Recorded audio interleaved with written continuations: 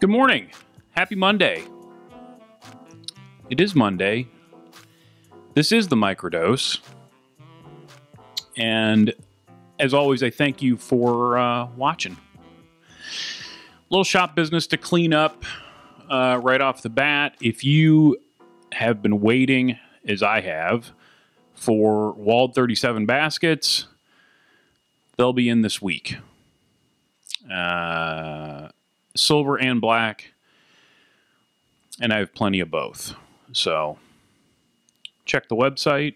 Link is down in the description, and hopefully I can satisfy all of your basket needs.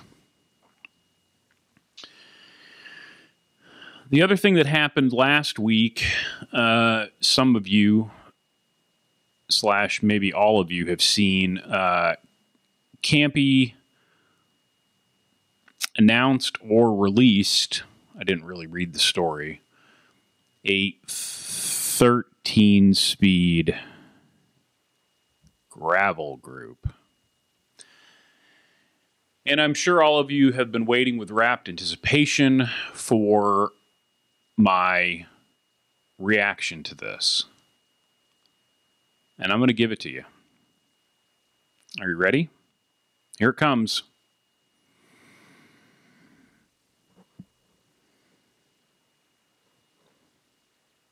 No.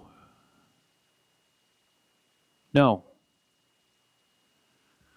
Now look, back in the early days when dirt was new and I started riding bicycles as an adult, we all pretty much rode Campy components.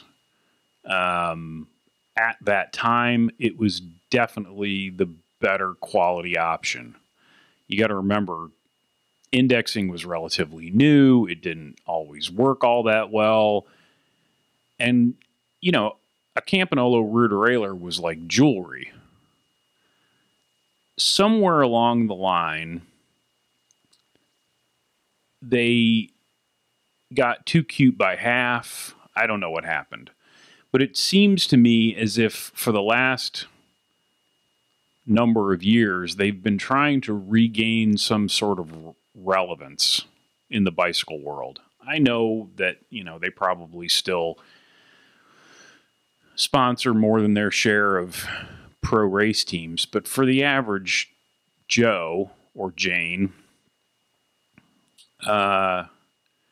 people like us, I don't really know that unless you're, you know, picking up an old group somewhere, I don't know that it's really that relevant.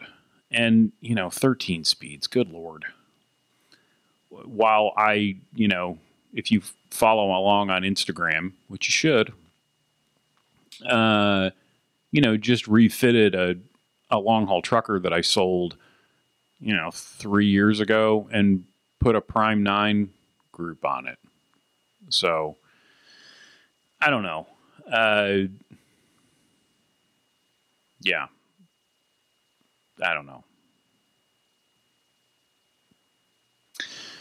I want to add a little bit to what we talked about last week, and I got a number of good comments. The comments are always good. Nicest comment section in YouTube. Let's keep it that way. A lot of nice comments about making your local bike shop your first attempt, if I can't say that.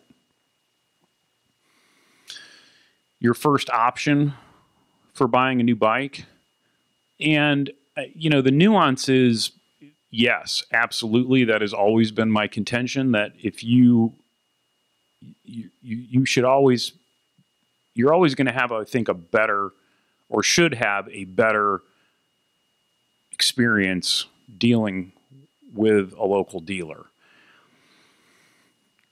The but is, as long as that dealer, you know, that you have a good feeling about working with that dealer. If they're on the same page with you, they kind of understand what you're trying to do and what you're talking about. if you're not in that situation, there are way too many ways to buy a bike now to put up with that. The world kind of changed when I could start shipping Surly and All City along with Rivendell. So yeah, first, your dealer is your first option, unless. So I don't know that I made that as clear as I wanted to last week. The other comments were kind of, this is a thing that I've heard over the years. I mean, it didn't just start with the situation that we're in now. And that is, I really think I want this bike, but I'm not comfortable buying it until I have an opportunity to ride it. And I get that. I do. However, I've owned a number of bikes over the years, and the vast majority of those I bought sight unseen.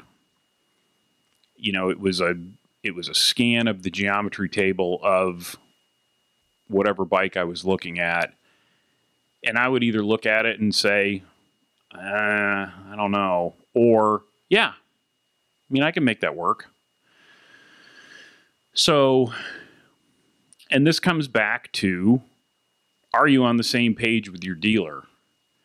I can only think of one instance where that didn't work out for me. There was a bike that I looked at it and I thought, yeah, this should be good. And I just couldn't make it work. The bike is, what bike it was is not important, and in a lot of ways irrelevant, because it's a good bike, and there's a lot of people, I know several that have them and love them. It just didn't work for me. So the test ride thing, it's an emotional thing for a lot of people. But there's, the test ride is going to, if anything, throw up red flags. And that doesn't happen too often. So I know you're saying, well, it's easy for you to say that because, you've got access to all these bikes, and then, you can also turn around and shake them off pretty easily. Yeah, you're right. But it doesn't change the fact that, if you have the right amount of information in front of you, and or you're working with someone who understands what's going on, 99.8% of the time, you're going to have a good experience. And,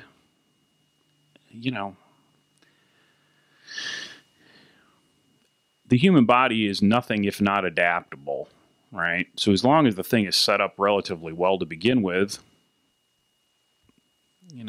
that goes back to not spending enough time with your gear, I guess. So I guess the thrust of this is, test rides are good to a point, but they don't tell you the whole story. You're not going to know the whole story in a lot of cases until you've ridden the bike for a couple of months. So that's just my 2 cents on that deal. I have another sip.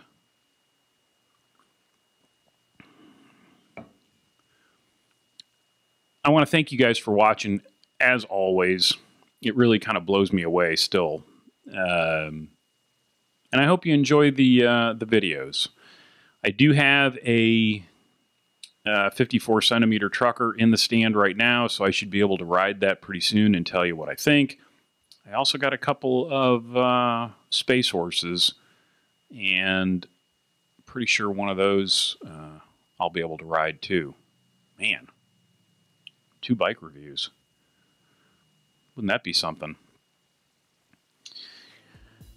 Subscribe if you haven't. Please throw me a thumbs up, leave a comment, send me an email, share it with a friend. That'd be nice. And until next time, be nice, work hard, ride bikes, play music when you can. I'll talk to you soon.